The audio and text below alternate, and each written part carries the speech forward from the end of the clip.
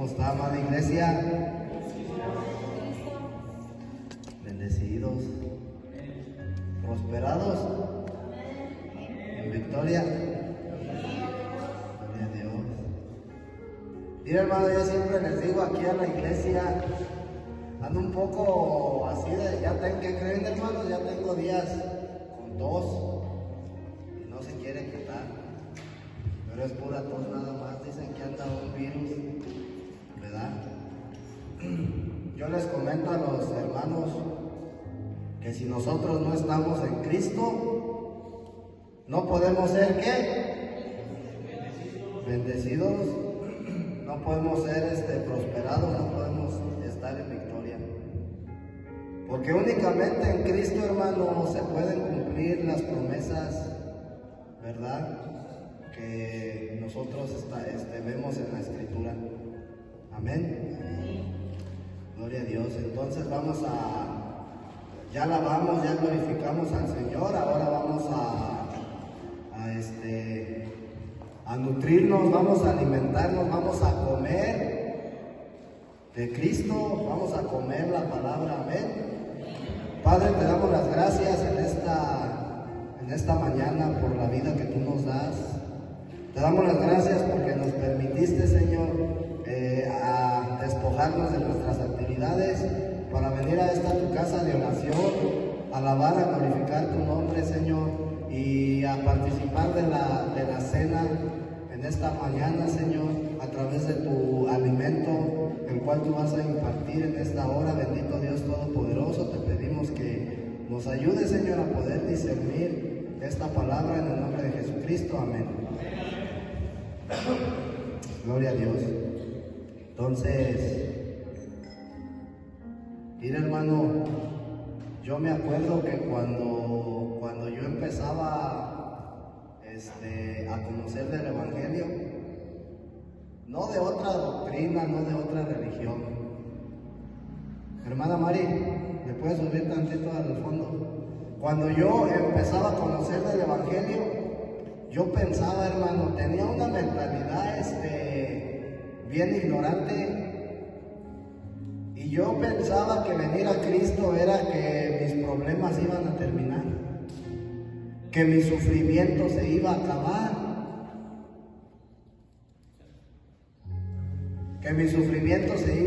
hermano, que yo ya no iba a sufrir, que todo iba a ser color de rosa. Y me doy cuenta a través del tiempo que sigo sufriendo,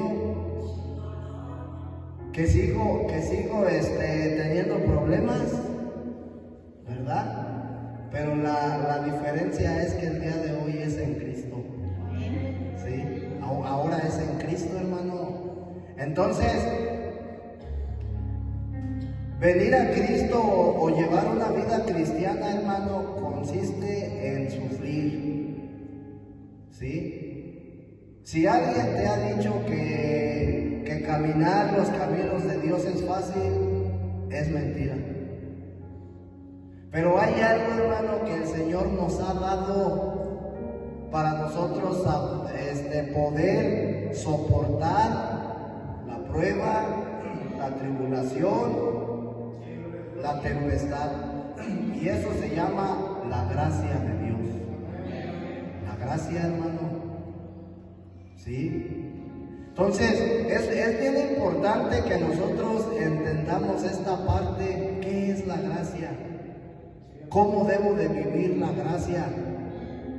Porque yo entiendo que la gracia es una dispensación, hermano. La Biblia nos habla de dispensaciones. Está la dispensación previa a la ley, cuando no había ley, cuando los mandamientos todavía no habían sido dados al pueblo de Israel. Después de eso, cuando Dios entrega las tablas a Moisés, entra la ley, y entonces esta es la dispensación de la ley, desde Moisés hasta la venida de Jesucristo, ¿verdad? La dispensación de la ley es un tiempo, para que me entiendas. Y después, cuando viene Cristo, termina esta dispensación de la ley, y entonces somos introducidos a la dispensación o al tiempo de la gracia. Y muchas de las veces nada más decimos, pues es que vivimos bajo la gracia, pero ¿qué es la gracia? ¿Qué es vivir bajo la gracia? Realmente, hermano, yo estoy viviendo bajo la gracia. O sea, porque es importante saberlo, ¿verdad? Entonces el día de hoy vamos a ver la vida cristiana tiene sufrimientos, hermano. ¿Sí? Dice Primera de Pedro, capítulo 2, versículo 11 en adelante. Vamos a ver un poquito la escritura de Pedro, ¿verdad? Y dice, amados, yo os ruego como a extranjeros y peregrinos que os abstengáis de los deseos carnales que batallan contra el alma. Y para empezar, desde ahí ya empiezan los sufrimientos, porque abstenerse, hermano, de los deseos carnales conlleva sufrimiento. ¿Sí? Dice, manteniendo buena vuestra manera de vivir entre los gentiles, para que lo que murmuran de vosotros como de malhechores, glorifiquen a Dios en el día de la visitación, al considerar vuestras buenas obras. ¿Sí? Por causa del Señor. Entonces, aquí empieza, hermano, ¿sí?, ciertos deberes que yo como cristiano tengo que cumplir. O como una persona que he creído en Jesucristo y que el día de hoy estoy viviendo conforme al Evangelio, el apóstol Pedro me dice que yo tengo que cumplir ciertos deberes como cristiano en mi vida, y para que yo pueda lograrlo, hermano, es necesario sufrir. Dice, versículo 13, por causa del Señor, someteos a toda institución humana. Primera de Pedro, capítulo 2, versículo 13 en adelante. Por causa del Señor, someteos a toda institución humana, ya sea al rey como a superior, y a los gobernadores como a por enviados, para castigos de los malhechores y alabanza de los que hacen bien. Entonces, tú te das cuenta que para que tú te puedas someter a las autoridades, hermano, te tiene que costar. ¿Sí? Porque muchas de las veces, hermano, a mí me gusta ser contreras. Cuando Dios, hermano, te está formando, te está moldeando, hermano, tienes que sufrir. ¿Sí? Y acuérdate que la vida cristiana, hermano, o sea, la verdadera vida cristiana, en la verdadera vida cristiana no hay cavidad para la religiosidad. Y la religiosidad, hermano, no necesariamente es que tú practiques cierta religión. ¿Sí? Entonces, dentro de la vida cristiana, hermano, o la vida cristiana consiste en que Dios nos tiene que ir quitando lo que a Él no le agrada de mí.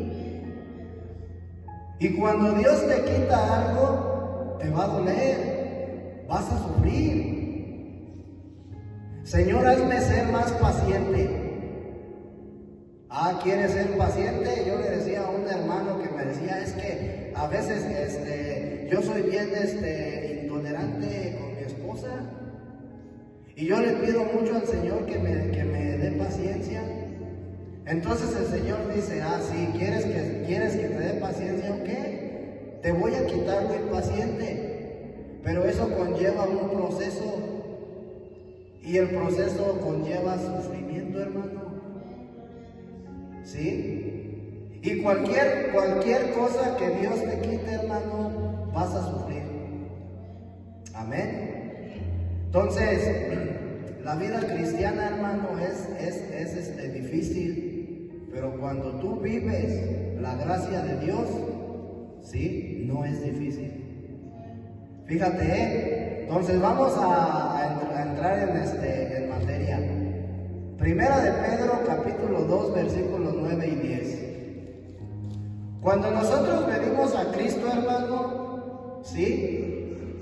¿Qué es verdaderamente ser cristiano?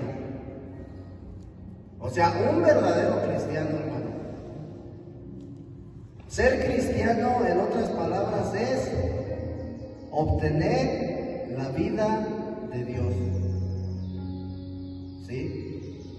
Ser cristiano es que Dios ha depositado en ti el gen divino. Dios te ha dado una nueva vida. ¿Sí? Entonces, cuando nosotros venimos a Cristo, hermano, lo primero que Dios hace, o cuando tú vienes al Evangelio, lo primero que Dios hace en tu vida es darte una nueva identidad, darte una nueva vida. Amén. Eso es lo primeritito que el Señor hace, te da una nueva vida. Y esa vida es Cristo. Amén. Entonces, cuando yo tengo una nueva vida, quiere decir que yo soy introducido al reino de los cielos, quiere decir que yo he sido introducido a la familia espiritual de Dios. Quiere decir que el día de hoy yo ya no soy creación, ya soy hijo. Tengo una nueva identidad. Amén. Y como ahora yo ya soy hijo, como ahora yo ya soy introducido al reino de Dios, ya formo parte del cuerpo de Cristo, ya pertenezco a la iglesia de Cristo. Amén. Ahora, hermano, fíjate lo que dice Pedro, lo que somos aquí en la tierra, ¿verdad? Primera de Pedro, capítulo 2, versículos 9 y 10. Mas vosotros sois linaje escogido. ¿Sí sabes lo que es un linaje? Una generación, una descendencia. Y somos linaje escogido, dice Pedro, ¿verdad? Real sacerdocio, nación santa, pueblo adquirido por Dios. Y ahí viene el compromiso, hermano. ¿Para qué Dios nos hace un linaje escogido? Nación santa, pueblo adquirido por Dios. Esto tiene que ver con un cuerpo, es algo corporativo, porque está hablando de muchos, no de uno solo, ¿sí? De una ejad. ¿Sí sabes lo que es una ejad? Una unidad compuesta. La palabra ejad es una palabra hebrea que significa una unidad compuesta por más de 2 personas. En este caso, una familia es una ejad, porque se compone de más de 2 miembros. Entonces, la familia de Dios, hermano, el linaje escogido de Dios, el sacerdocio, la nación santa, el pueblo adquirido, es una ejad, porque habla de muchos. Amén. Entonces dice, vosotros sois linaje escogido, real sacerdocio, nación santa, pueblo adquirido por Dios, para que anunciéis las virtudes de aquel que os llamó de las tinieblas a su luz admirable. Ahí entra primeramente la primera responsabilidad. ¿Para qué Dios me hizo real sacerdote? Para anunciar, sí, las virtudes, es decir, anunciar el Evangelio. Amén. Vosotros, dice, que en otro tiempo no erais pueblo, pero que ahora sois pueblo de Dios, que en otro tiempo no habíais alcanzado misericordia, pero que ahora habéis alcanzado misericordia. Entonces te das cuenta que cuando tú vienes a Cristo, cuando tú vienes al Evangelio, no a una doctrina, no a una denominación, no a una religión, hermano. Cuando tú vienes a Cristo, cuando tú vienes a la verdadera vida práctica del Evangelio, ¿sí? Tú tienes compromisos y tienes responsabilidades, pero también hay promesas. Amén. La frase linaje escogido significa que nosotros ahora descendemos de Dios, somos sus descendientes. ¿Sí? La frase real sacerdocio que el día de hoy servimos a Dios. Y eso no es nada más para el pastor, hermano, no es nada más para el evangelista. Es que a mí el Señor no me dio ese don. No, hermano. A todos los que venimos a Cristo somos constituidos linaje escogido, real sacerdocio, ¿sí? Todos tenemos el mismo compromiso. La frase nación santa significa que somos una comunidad para Dios, una ejad, ¿sí? La frase pueblo adquirido para posesión de Dios significa que para Dios somos preciosos. Tenemos un gran valor, hermano, que muchas de las veces nosotros nos olvidamos o no lo sabemos o lo ignoramos, hermano, ¿sí? Y entonces, ¿qué pasa? Que viene el enemigo y te sobaja y entonces tú te sientes menos.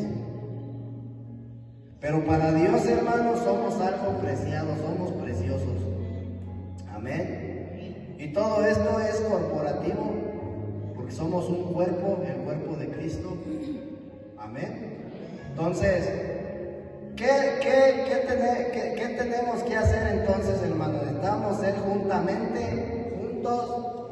¿sí? Edificados.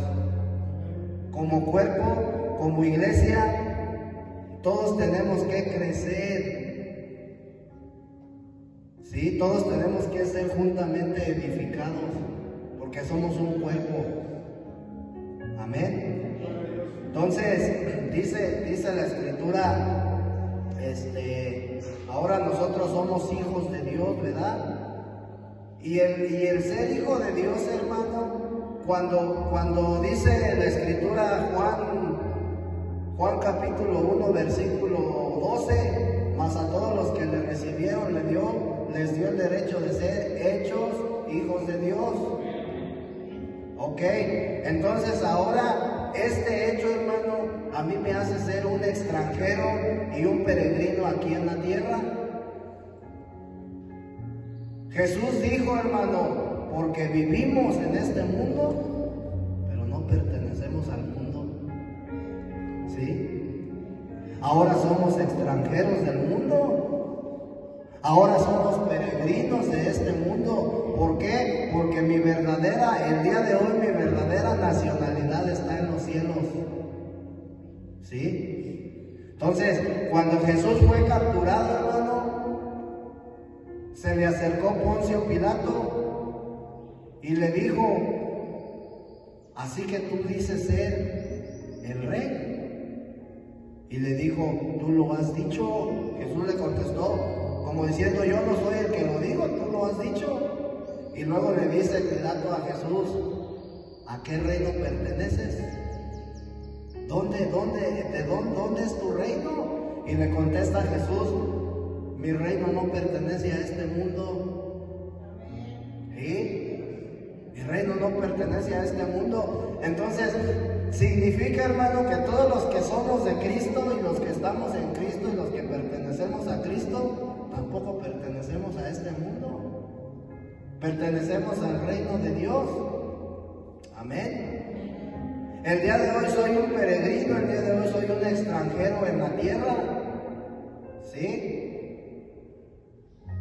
Ahora, el ser un peregrino, el ser un extranjero en la tierra, hermano, conlleva una gran responsabilidad. Conlleva una gran responsabilidad. Si tú has creído que venir a Cristo nada más es venir a leer la Biblia, venir a orar, venir a congregarte, hermano, has sido mal enseñado. ¿Sí? Estás siendo religioso. Hay responsabilidades. ¿Sabes por qué la iglesia, hermano, ha caído en apostasía? ¿Sabes por qué la iglesia se ha degradado? Porque a nosotros, hermanos, se nos ha enseñado mal. Nos han enseñado a ser religiosos. Discúlpame, hermano, pero es la verdad.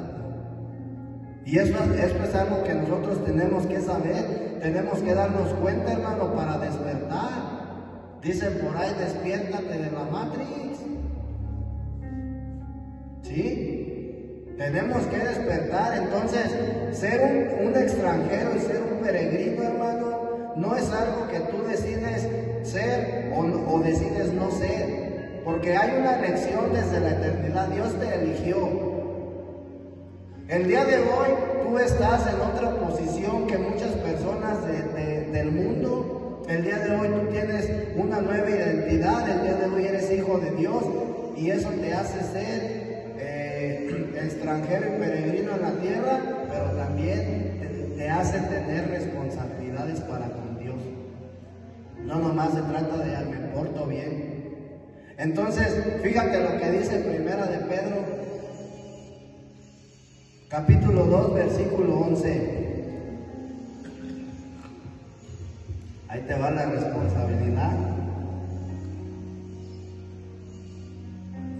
Dice Pedro: amados, yo ruego como a extranjeros y peregrinos que os abstengáis de los deseos carnales que batallan contra el alma. Ahí está, hermano. ¿Cuál es entonces mi responsabilidad? Abstenerme. No dice que del vino y de la droga nomás se la vive en abstinencia. No dice nomás abstente, dice de los deseos carnales. No nomás tapes la botella, como dicen por ahí los AA. Abstente de los deseos. Entonces, yo tengo deseos, hermano. Todos los días hay deseos en mí, porque en mí hay inmundicia. ¿Cuál es mi responsabilidad para con Dios? Abstenerme de esos deseos, es decir, no llevarlos a la práctica. ¿Sí? Pero dice que los deseos carnales batallan contra el alma. Y aquí podemos ver otra vez que abstenerse de los deseos carnales, hermano, conlleva a sufrir. ¿Sí?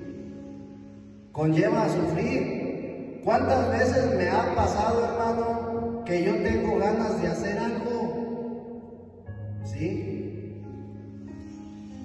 Yo tengo ganas de practicar algún deseo o ceder a algún deseo, hermano. Y el hecho de que yo esté luchando contra si lo hago o no lo hago, eso me hace sufrir. Me hace sufrir, hermano. ¿Sí? Pero el día de hoy, la Escritura nos enseña, lo importante es abstenerme. Abstenerme de los deseos carnales. Entonces, ¿en qué parte se encuentra el deseo carnal? Lo dice bien claro, ¿verdad? En el cuerpo, en la carne. En el cuerpo se encuentran los deseos carnales. ¿Sí? Y entonces decía Pablo ahí en Romanos 7, porque lo que quiero, eso es lo que yo no hago. Yo no hago lo que quiero, sino lo que yo no quiero hacer es lo que hago. Y ahora ya no lo hago yo, sino el pecado que mora en mí. Él estaba batallando, hermano. ¿Te das cuenta que su carne batallaba contra el alma? Y había un sufrimiento porque él no quería hacer lo malo, pero dicen, pero yo lo termino haciendo. Porque hay algo dentro de mí, ¿sí? Que me hace hacerlo, que me hace hacer lo que yo no quiero. Entonces, el deseo carnal batalla contra el alma, contra mi ser interno, ¿sí? El alma está compuesto por la mente, por la voluntad y por la emoción, ¿sí? El alma está compuesta por la mente, por la voluntad y por la emoción, por mi parte emotiva. Entonces, vemos que Pedro ahí en el versículo 11 llama a los creyentes extranjeros y peregrinos. ¿Sí? Y eso es lo que somos en la tierra, ¿Por qué Pedro nos dice, hermano? ¿Por qué Pedro ruega que como extranjeros y peregrinos nos abstengamos de los deseos de la carne. ¿Por qué? Porque es una rogatoria. Porque el día de hoy somos linaje escogido, pueblo escogido, real sacerdocio, ¿sí? Nación santa adquirida por Dios. Simplemente por eso. Porque el día de hoy somos hijos de Dios. ¿Sí? Entonces el día de hoy la razón es que yo tengo que abstenerme, hermano, porque Dios me ha dado una nueva identidad. Tú como hijo de Dios, hermano, te tienes que comportar. Yo como hijo de Dios me tengo que comportar como tal.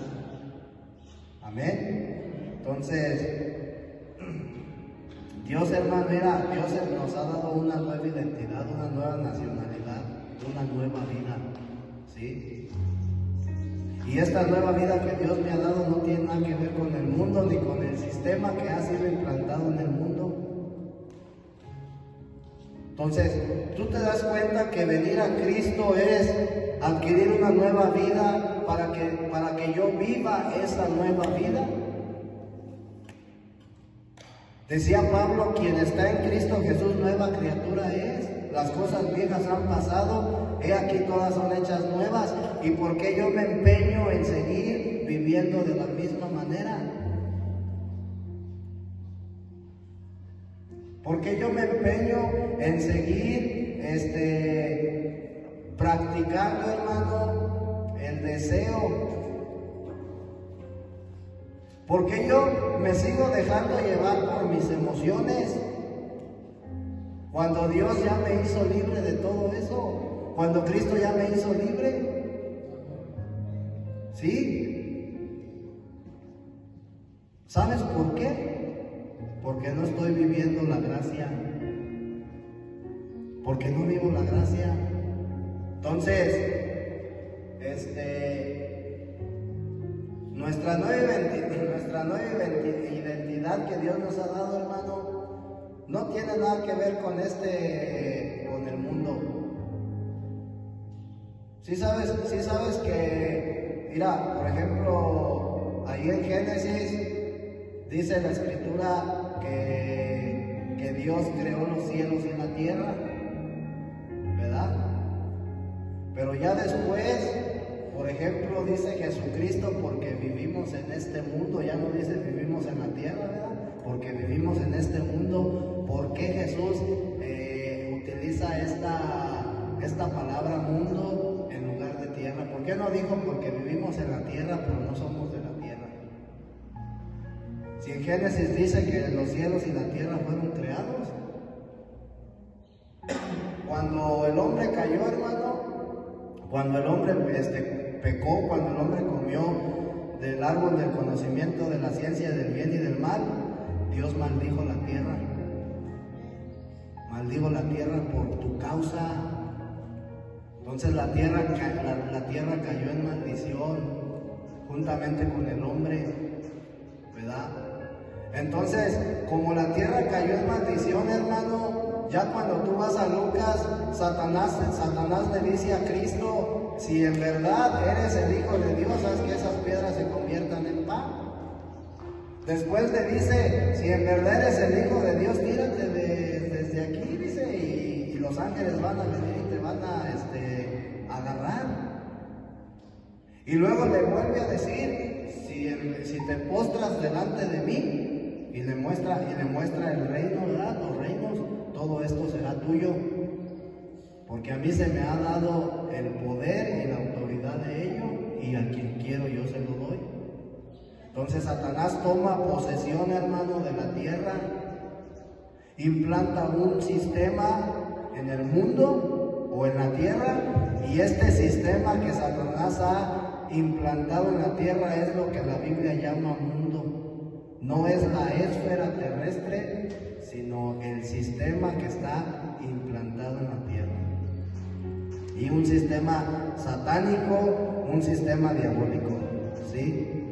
Entonces, en esta tierra, hermano, en este mundo, ¿sí? Dios nos exhorta a nosotros a vivir como extranjeros, como peregrinos. a vivir la vida que Dios nos ha dado. Amén. Tenemos que vivir diferente a las personas, hermano. Tú como hijo de Dios no puedes vivir como los gentiles. Y Pablo lo dijo, ya no vivan como los gentiles, que viven bajo los deseos de su mente, bajo los deseos de su carne. Dice Pablo, ya no vivan como ellos. Amén. Entonces,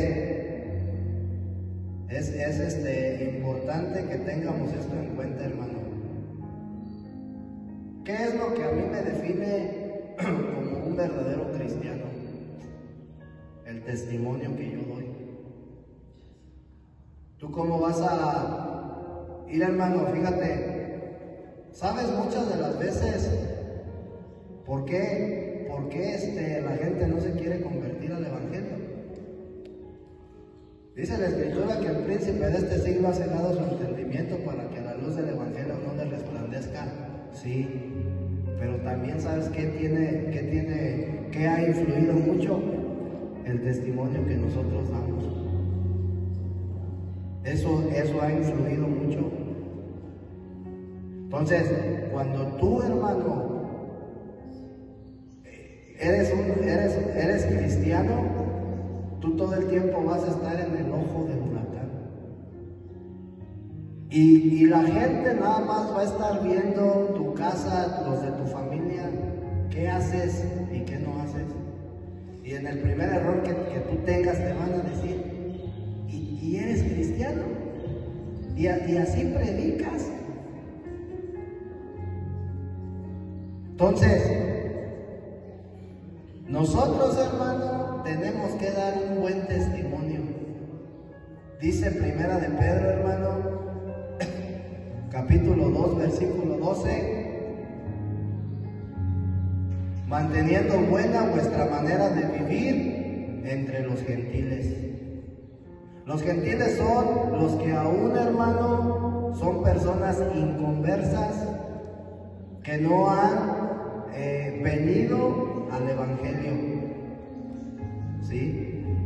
Manteniendo buena vuestra manera de vivir entre los gentiles, para que en lo que murmuran de vosotros como de malhechores, o sea, ¿sí te das cuenta lo que los gentiles murmuran entre ellos?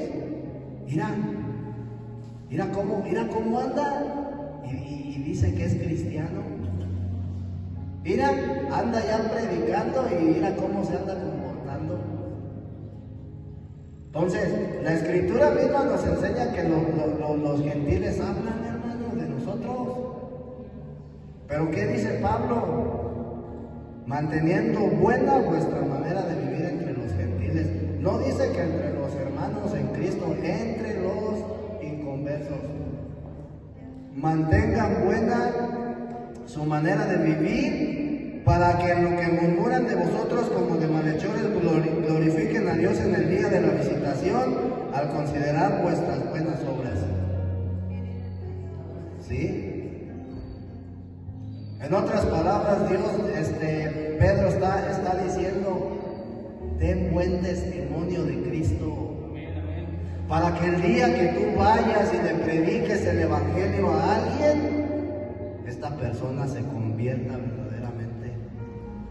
Porque cuando esta persona vea tu obrar, va a quedar admirada. Va a decir, en verdad, el Señor está haciendo algo en la vida de esta persona. Es lo que dice Pedro, ¿verdad? Entonces, muchas de las veces, ¿por qué en mi casa mi familia no ha querido nada con el Señor? Porque yo no he dado buen testimonio. Porque yo llevaba una vida cristiana religiosa, hermano, y no daba buen testimonio. No daba un buen testimonio de Cristo. Entonces, como peregrinos en esta tierra, hermano, tenemos la obligación de dar buen testimonio.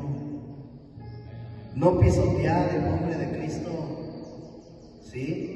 Entonces, tenemos que llevar una vida santa, tenemos que tener una buena conducta en Cristo. Amén. No solamente llevar una vida cristiana buena, no solamente es, hermano, creer, ¿sí me explico? Sino dedicar una vida a Dios, hermano. Pero también tengo que estar saturado de Dios.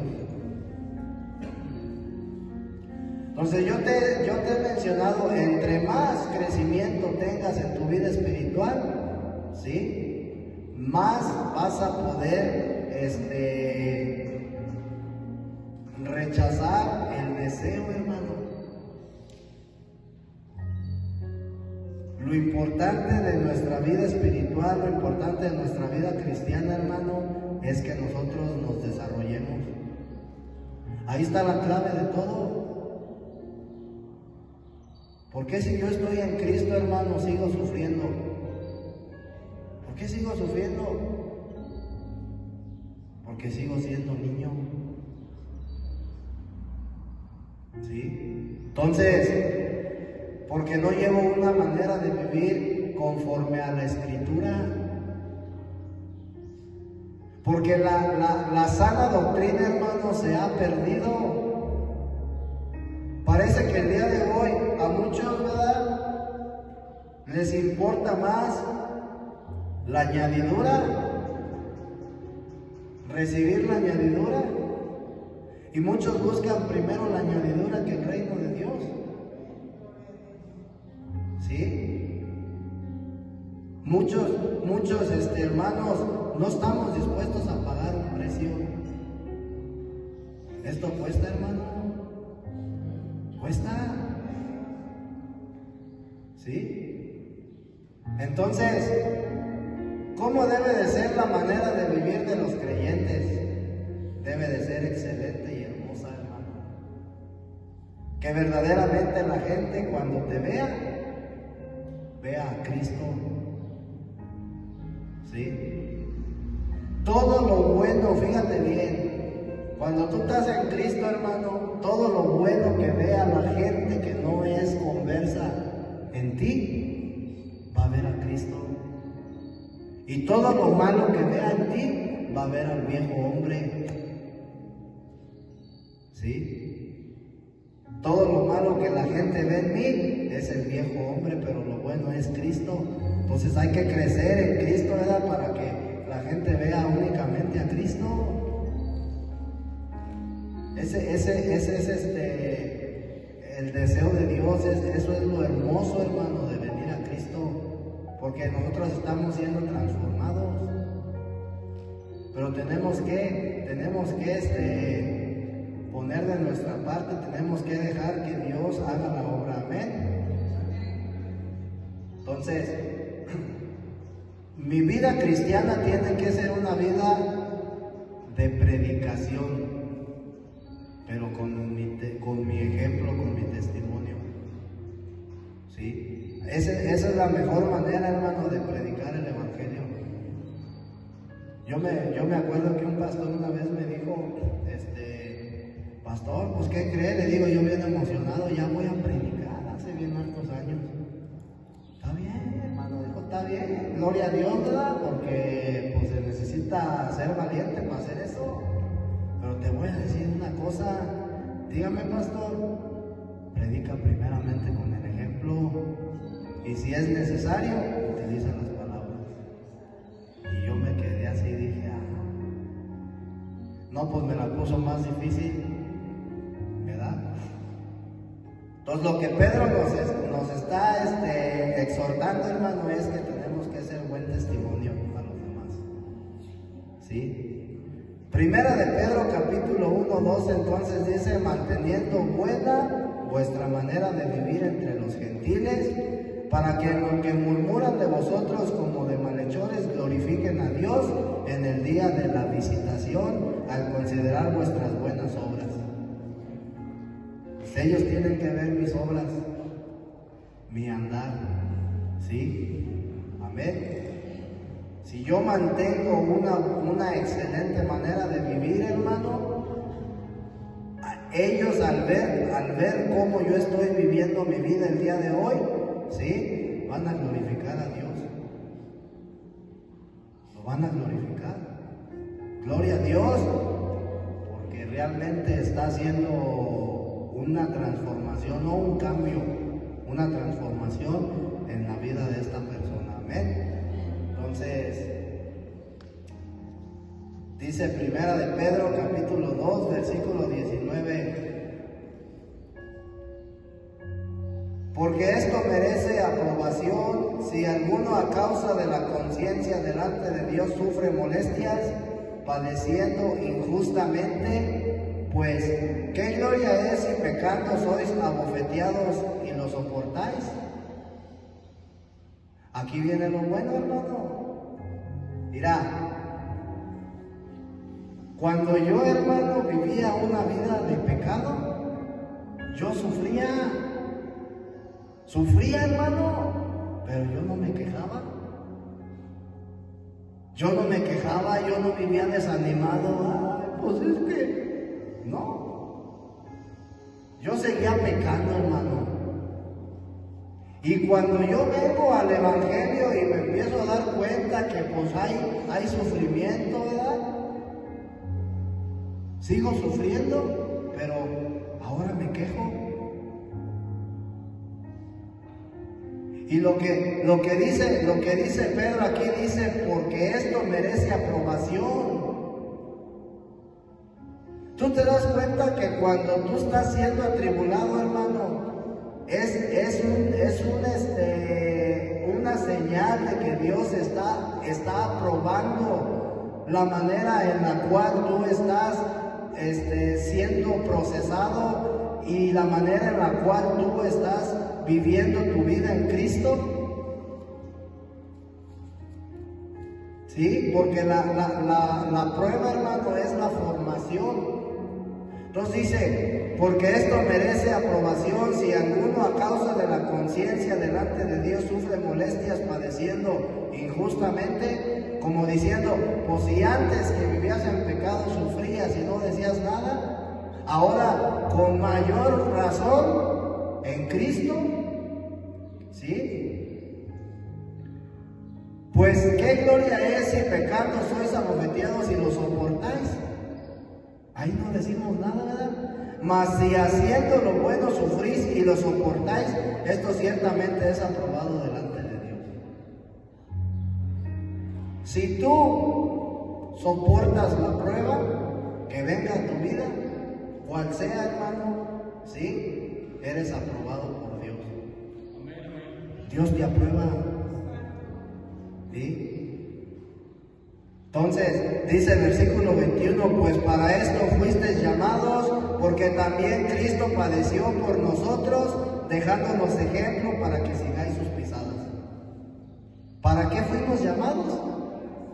Para sufrir.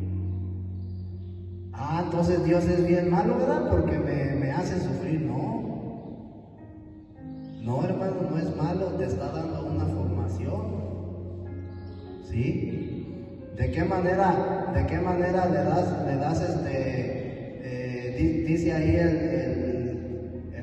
¿cómo se dice? El libro de Jeremías, capítulo, ¿qué es? Cuando habla del alfarero, creo que es capítulo 18, dice que estaba el alfarero trabajando en la rueda y que la vasija que estaba haciendo se echó a perder en sus manos. Y no le gustó cómo quedó y dice que la deshizo y la volvió a hacer como a él le plació. Entonces, ¿te das cuenta, hermano, que cuando nosotros venimos a Cristo, cuando nosotros venimos al Evangelio, venimos a una formación? Una formación que va a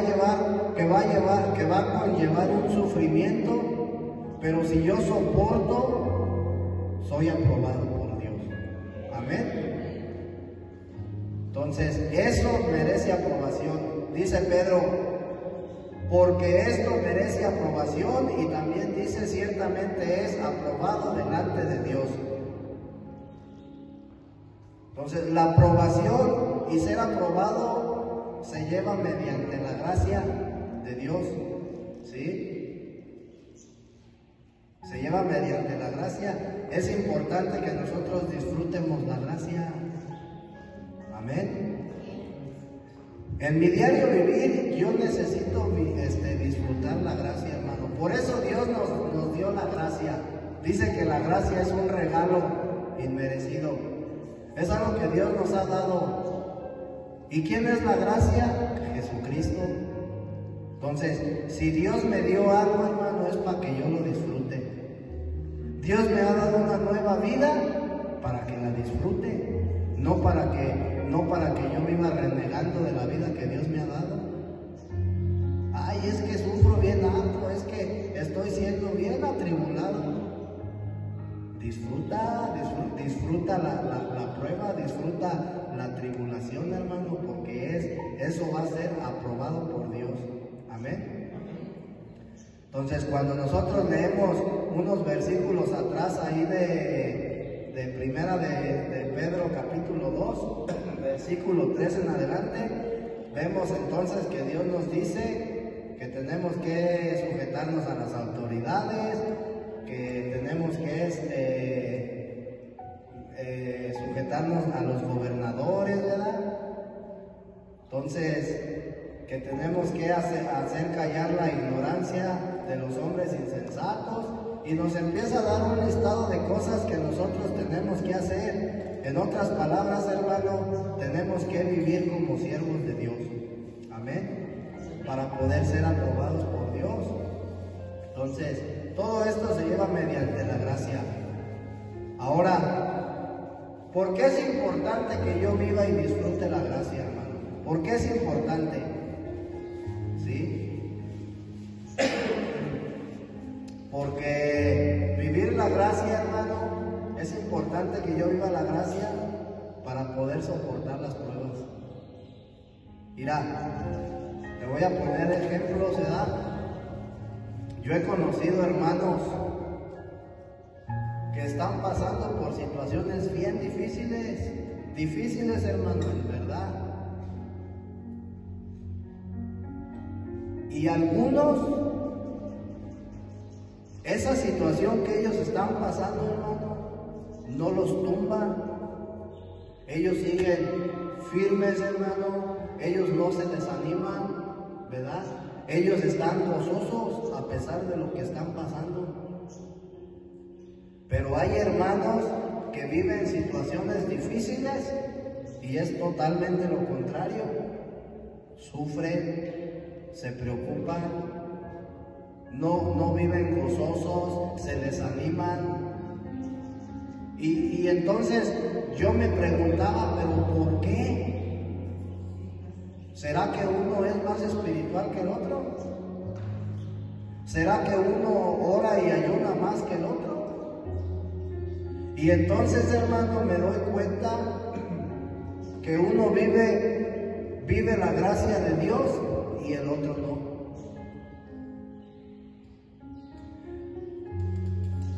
¿Por qué es importante vivir la gracia, hermano? Porque eso te va a fortalecer. Para que cuando venga cualquier problema a tu vida, tú no te desanimes, tú no te vayas para abajo. No pierdas el gozo. Mira, hermano, el otro día me decían a mí, es que parece que a ti todo te vale. Tú no te preocupas de nada. Porque yo todo el tiempo te veo bien, ¿verdad? Y entonces yo me quedaba así, ¿verdad? Y yo entre mí dije, es que lo que tú piensas o a eso que tú le llamas que a mí me vale gorro todo, se llama gozo, ¿sí? El que yo no me preocupe de nada no es porque no me interese, sino se llama paz. Que es lo que Dios me ha dado el día de hoy. Y el día de hoy, hermano, yo paso por una situación bien difícil con mi mamá, ¿verdad? Pero a pesar de eso, hermano, yo me gozo y no vivo deprimido. Ay, mi mamá, a mi mamá la desahuciaron, hermano, y nos las vemos bien difíciles, pero mira, yo gozaba en el Señor. Porque el día de hoy, hermano, yo he entendido que si yo no vivo la gracia de Dios, los problemas me van a derrumbar. voy a caer en desánimo. Entonces, tú te das cuenta que la gracia tiene un significado en nuestra vida tremendo, y vivir la gracia tiene ¿cómo se dice? Un poder tremendo en nuestra vida. ¿Por qué luego nosotros vemos a hermanos que andan bien desanimados? Porque no viven la gracia, hermano. Entonces Dios nos ha dado la gracia para vivirla, para disfrutarla. Mira, cuando tú vas al libro de Génesis, tú vas a encontrar la biografía de Isaac, el hijo de Abraham. Y en la tipología bíblica, Isaac representa la gracia y el disfrute de la gracia. Dice la escritura, hermano, que salió un criado de Abraham en busca de una esposa para Isaac, ¿verdad? Y cuando este hombre regresa con la mujer, ¿verdad? Dice que encontró a Isaac en el campo, bien quitado de la pena. Dice que él estaba meditando. Él no se preocupaba por nada. ¿Sí? Entonces tú te das cuenta que para que una persona medite, necesita estar en paz. No debe de haber una preocupación en él. Entonces Isaac, hermano, representa la gracia y el disfrute de la gracia que Dios nos ha dado. Él no se preocupaba por trabajar.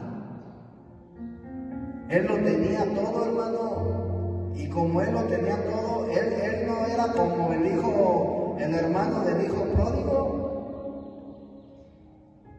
El hermano del hijo pródigo, hermano, dice que cuando el hijo pródigo regresó, el papá dijo: a ver, traigan el mejor becerro, mátenlo y vamos a hacer un pachangón.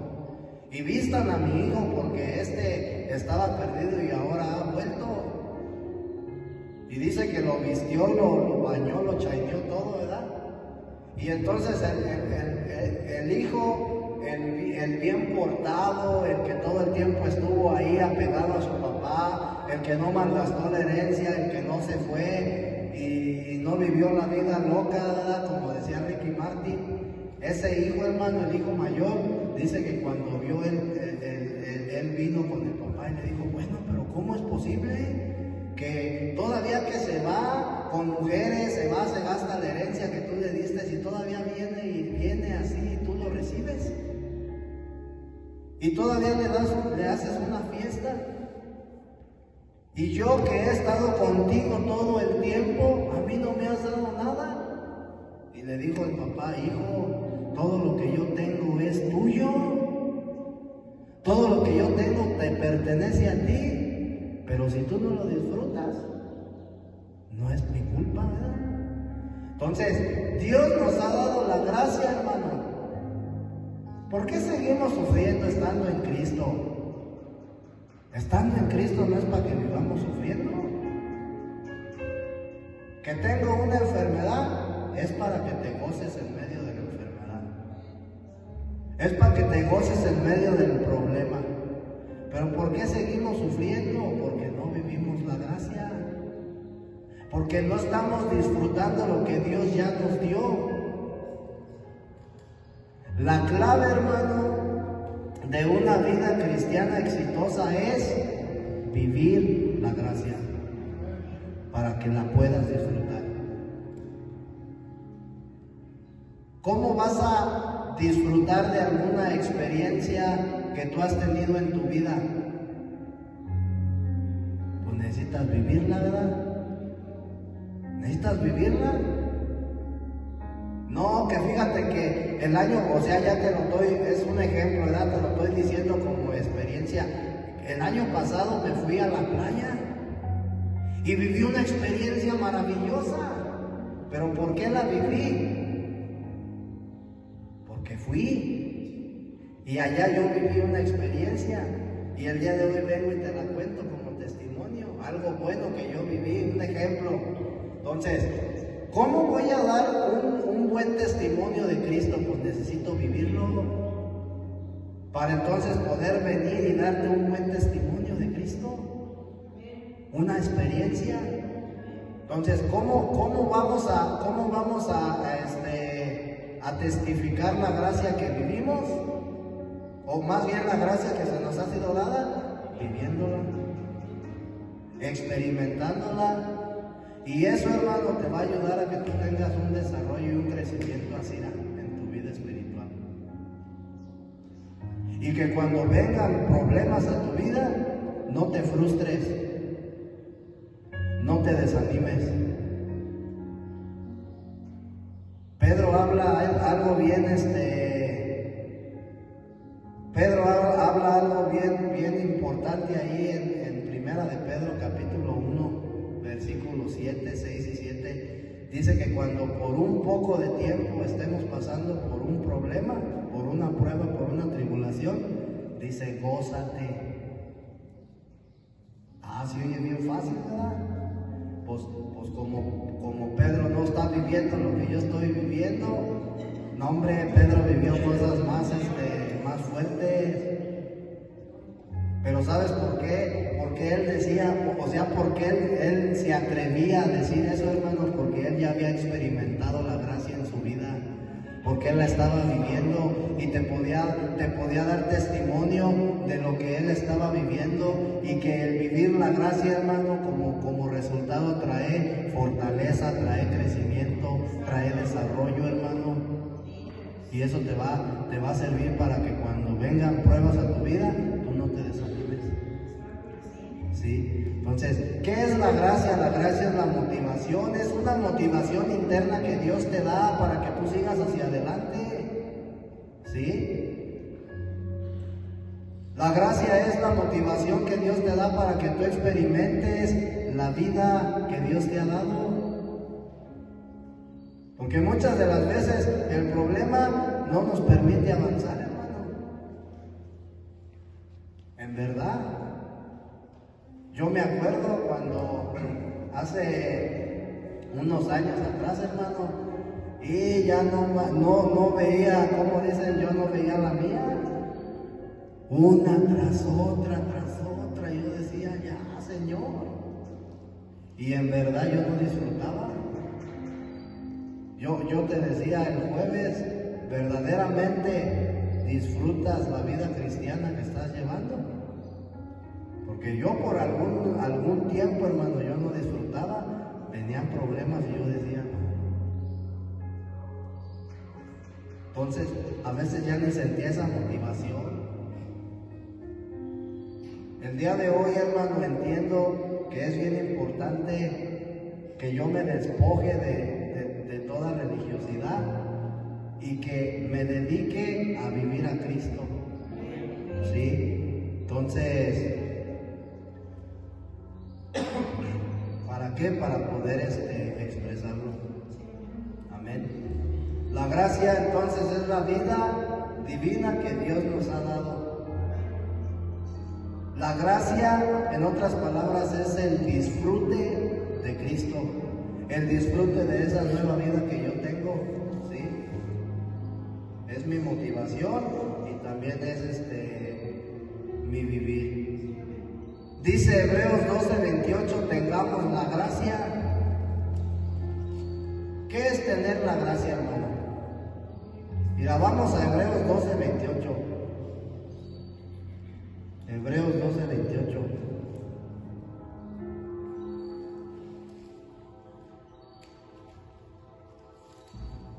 Así que recibiendo nosotros un reino inconmovible, tengamos gratitud y mediante ella sirvamos a Dios, agradándole con temor y reverencia.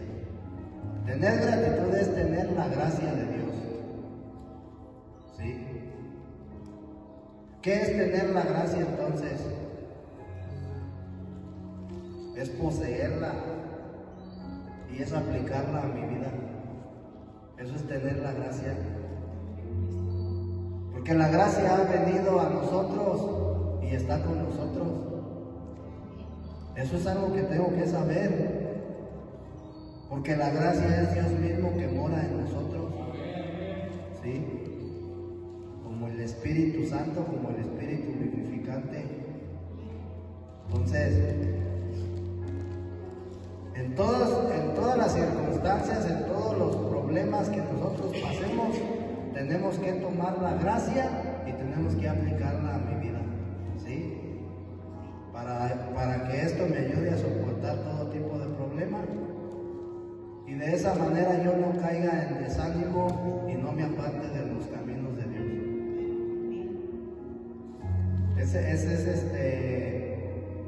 Esa es la clave de una verdadera vida práctica de iglesia, hermano.